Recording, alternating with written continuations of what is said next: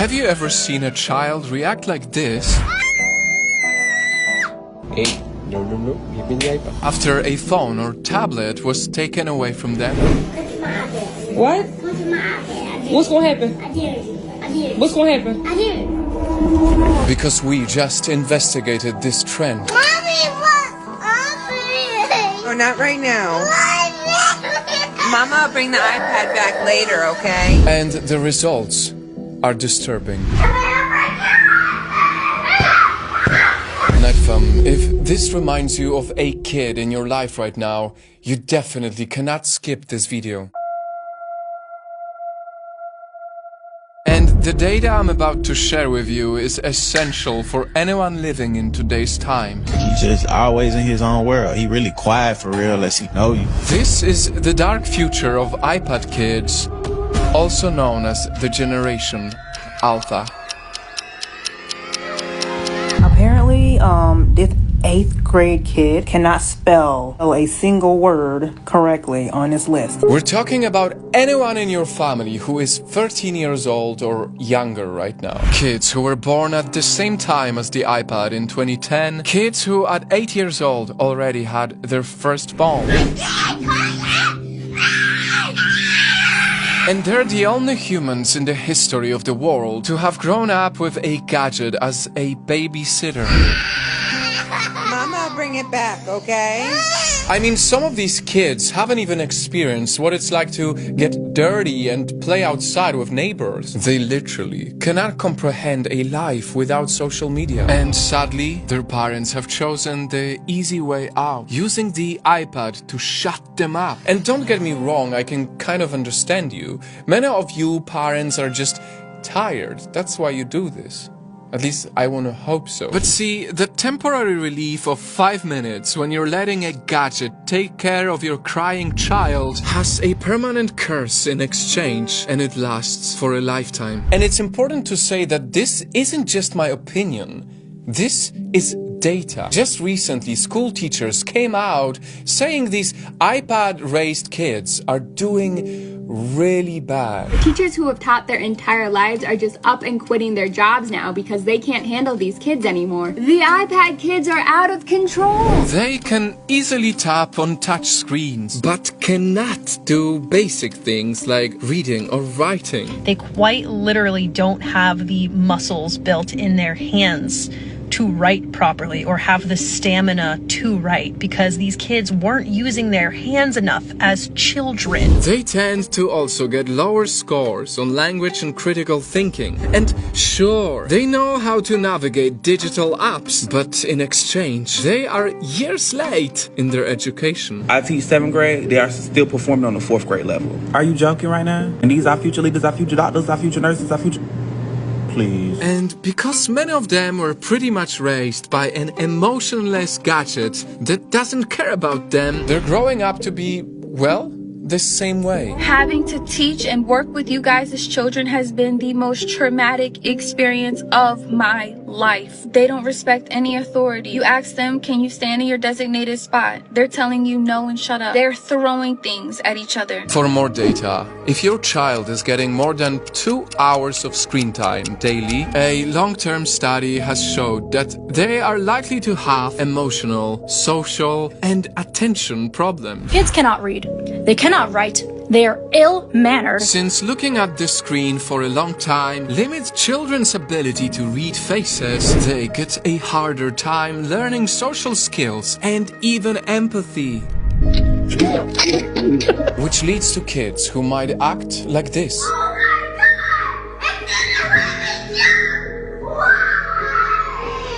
Like they have anger issues, because when you train them to have everything in an instant, they don't even get to learn about patience. I'm taking away your iPad. No. Give me the iPad. They don't even get a chance to be challenged or learn how to cope with difficult feelings. Okay. Alright. They detach and disconnect. Well, then you can read and And it is so heartbreaking that all of this wrong exposure is happening at such a crucial age. Because, for even more data, at the early age of 5. Up to 90% of a child's brain has already developed, meaning whatever their brain learns within this period will lay the foundation of how they will be as an adult. Look, there's your books down there. You wanna read a book with Dad?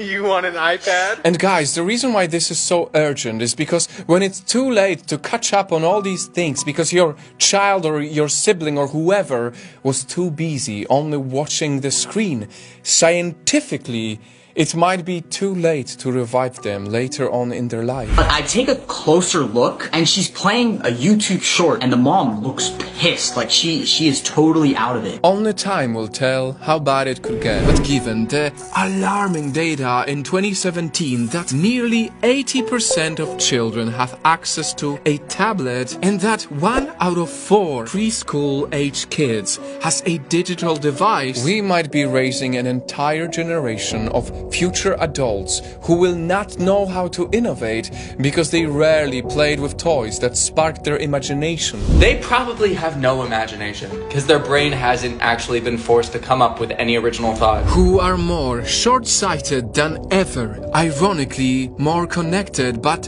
also more lonely and likely untrusting because they have been so exposed to the nasty side of reality through their screens. I mean, do you notice how our Gen Z teens today seem to suffer way more from anxiety, depression, ADHD, dysmorphia, and all the other mental health issues? That so many parents who grew up without iPads, without iPhones, without smart devices, act as if they have no clue what to pull out if they take the iPad away. That's why it's just so ironic because Steve Jobs himself, who created the iPad, once said that he would never allow his own kids to use them. The Apple founder actually would not let his own kids play with computers. Because he himself knew he created an addictive machine that is specifically manufactured for your kids to get hooked. Yes, your kids are being targeted with overstimulation, with YouTube channels like CoComelon, using the brightest colors, flashing lights, and memorable music, all acting like stimulants in children's minds. They won't be able to resist this. They are almost hypnotized by it. And soon, like junkies who need to get their next fix, everything else to them in the real world will pale in comparison. But won't even watch the hockey game because they're too busy playing a game of hockey on the iPad instead of watching the hockey in real life. Because now that they are raised by the algorithms, they are bored by reality. Until the online world they always watch starts to blend with their real life, and they find it difficult to see the difference between both. I mean, let's be honest, I'm sure you've noticed how some kids these days already speak and act like they are in videos. And perhaps the most disturbing thing is not just what they watch, but who is watching them. If you don't guard your child enough, they can encounter evil channels on YouTube or TikTok that fool kids with twisted versions of cartoons. On the left of the screen, there's the real episode of Peppa Pig, and on the right, that fake that you're talking about, fear, torturous appearance. If you post your kid's face on social media, it can be free for any creep to view and download. And if you don't monitor what music or shows they consume, they will start idolizing questionable people, normalizing horrible things way too soon. You guys' daughters are twerking at 5! 5! Where's the parenting? But, Nightfam, hearing all of these concerning things, is the problem really with the iPad, or is the problem with the parenting? This will be her first iPad, but she had 3 tablets. Currently on the 3rd one right now, because the other 2 broke. But yeah, moms, what do you all think? I might get it for her either way. Because while these future problems are very real, it's also true that these gadgets do help the kids be smarter too. After all, the iPad is only just a tool. It's all about making sure you use the tool and not let the tool use you. Finally, how can you save your kid from this dark future? It's simple.